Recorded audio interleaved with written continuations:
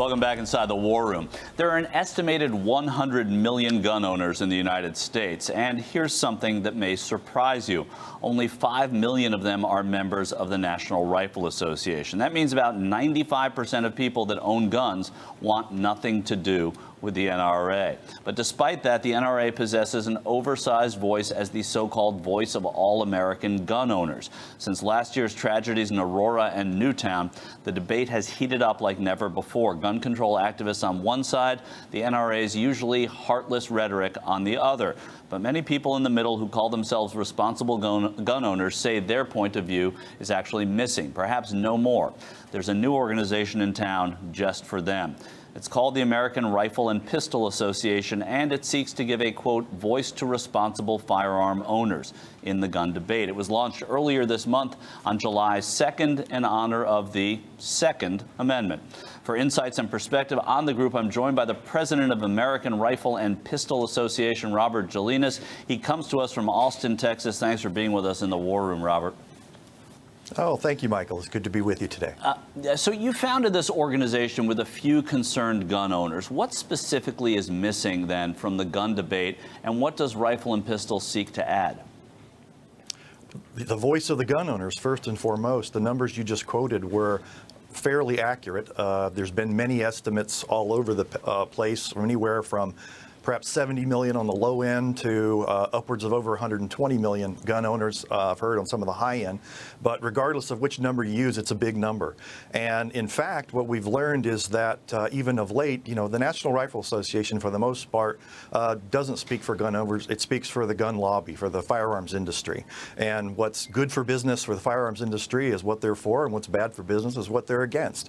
And it's people like me and my fellow gun owners that have for long since felt that we didn't have a place at the table, a place in the argument. Just as you said in your opening there, you've got factions of people that would like to come out and pass de facto prohibitions against being able to keep and bear arms. And then you have the National Rifle Association at the table.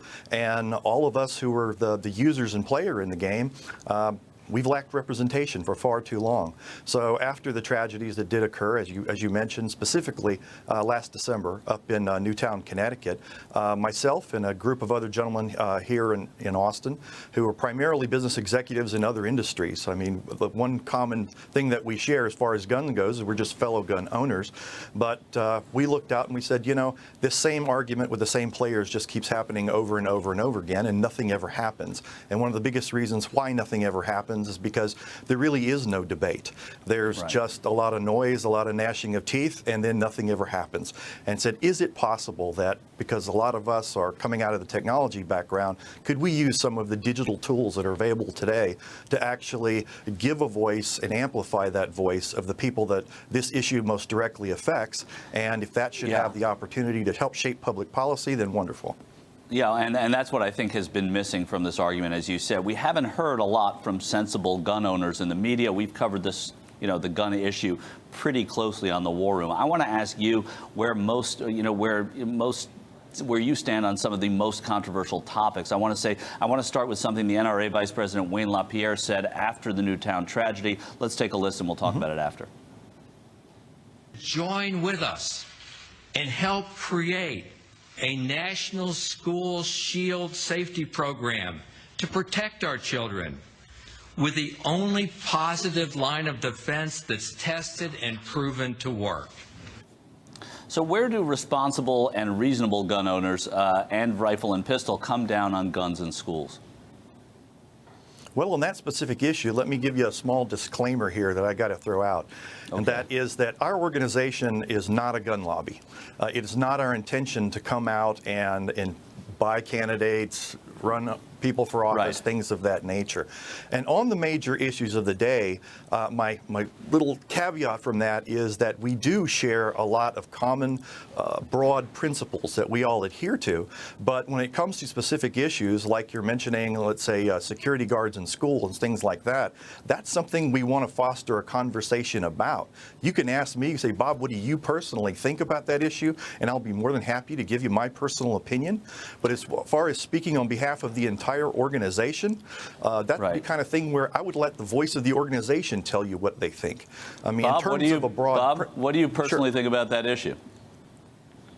Me personally, I think that having anything and every good idea we can implement to help safeguard our children is a good thing worthy of discussion.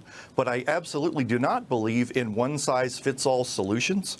In other words, if the Sidwell Friends School in Washington, D.C., where a lot of the VIPs send their kids, in fact, have armed guards protecting their children there, they must have that because they think that's a good idea and helps enhance their children's safety.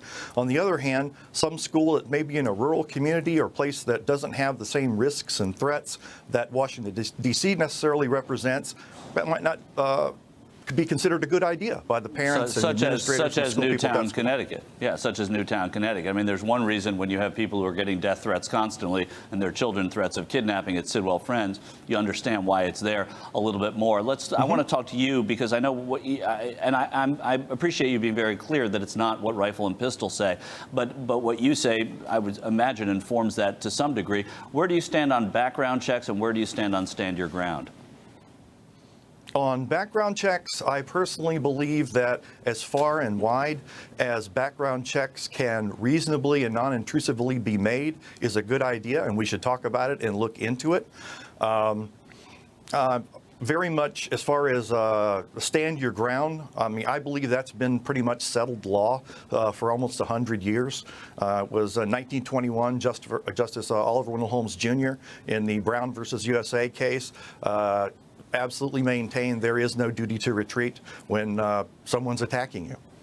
Right. Well, I guess there are issues that we would not agree on, but what I do appreciate is that you are taking some reasonableness into what I see as an unreasonable side of this argument. What is it now for Rifle and Pistol? What's it gonna take for you all to stand out as that voice of reason, not just with me, but with everyone against the NRA?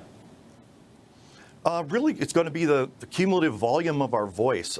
As technologists, as I was somewhat alluding to a little bit earlier, we're in the process of actually bringing out, and we're going to be rolling out through this year, some amazing new technology, specifically in the areas of social networking, how data and news is aggregated and analyzed and put forward with the specific goal and intention of taking away all the stuff that's happening in the back room and under the covers so that there's sunlight shining in on what people are really thinking, really saying, and really doing, with the hope that true good ideas can bubble up to the surface, the kind of good ideas that communities can implement and enjoy the benefits and fruits of those good ideas. Well, I certainly think that's a start because those good ideas are not coming from the NRA. So someone who is totally opposed to where I sit on this gun issue, I do appreciate the reasonableness that you are bringing to this, and I think this fresh light. The NRA has what I refer to as the Nancy Reagan strategy of just say no to everything. Right. I consider it the Mitch McConnell strategy, too. But that's another conversation. It's not a reasonable position to begin any conversation. It certainly isn't. Robert Gelinas, thank you so much for being here. He's the president of the American Rifle and Pistol Association. Maybe they will make a difference. Up next, one could spend a lifetime cataloging American heroism during World War II. But there's also a very big stain on that catalog. We'll talk about the treatment of Japanese Americans during the war, so stay with us.